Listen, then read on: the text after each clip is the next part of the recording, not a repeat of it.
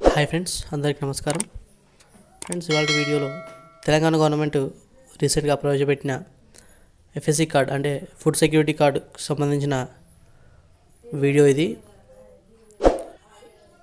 ఈ వీడియోలో మీకు మీ సేవకు వెళ్లకుండా అప్లికేషన్ స్టేటస్ని ఎలా చెక్ చేసుకోవాలి, అంటే ఇంతకుముందు అప్లికేషన్ చేసిన రేషన్ కార్డుకి సంబంధించిన అప్లికేషన్ ఎలా చెక్ చేసుకోవాలి అనే వీడియోని ఈ వీడియోలో చూపించబోతున్నాను. దానికంటే ముందు చిన్న రిక్వెస్ట్, అందరూ సబ్స్క్రైబ్ చేసుకోండి ఛానల్ని. అలాగే పక్కనే బెల్ ఐకాన్ ఉంటుంది, దాన్ని క్లిక్ చేస్తే పైన ఆల్ అనేది వస్తుంది, దాన్ని యాక్టివేట్ చేసుకోండి. ఈ విధంగా చేస్తే నేను ఎప్పుడు వీడియో పెట్టిన నోటిఫికేషన్ రూపంలో ఫ్రీగా అయితే వస్తుంది. ఫ్రెండ్స్, ముందుగా వీడియోలోకి అయితే వెళ్ళిపోదాం. ఇక్కడ గూగుల్ ఓపెన్ చేయండి.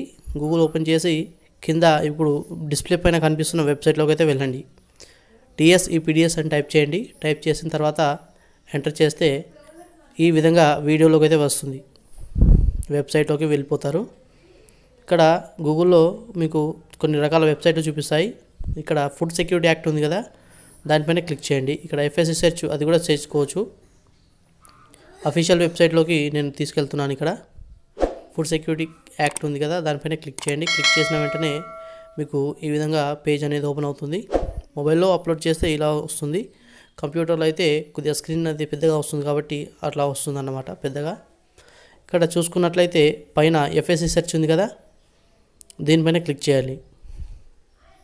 ఓకే, FSC సెర్చ్ పైన క్లిక్ చేసిన వెంటనే మనకు ఒక పేజ్ అనేది ఓపెన్ అవుతుంది. ఇంకొకటి పేజు చూపిస్తాను. ఈ విధంగా ఓపెన్ అవుతుంది కదా. ఇక్కడ రేషన్ కార్డ్ సెర్చ్ ఉంది కదా, దానిపైన క్లిక్ చేయండి మళ్ళీ.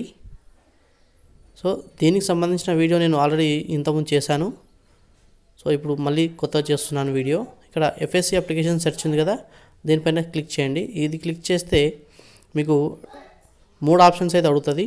మీ డిస్టిక్, మీ సేవా నంబరు, లేకపోతే మీరు అప్లికేషన్ చేసినప్పుడు ఒక రిసిప్ట్ అయితే ఇస్తారు. దాంట్లో మీ సేవా నంబర్ ఉంటుంది, లేకపోతే అప్లికేషన్ నంబర్ ఉంటుంది.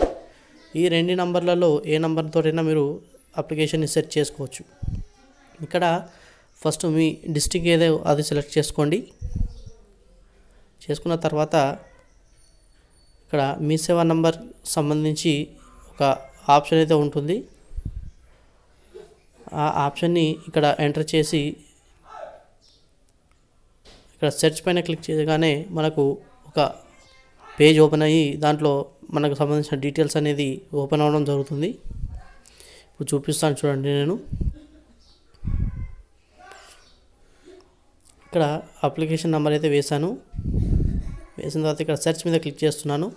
క్లిక్ చేయగానే చూడండి ఈ విధంగా వచ్చింది కదా.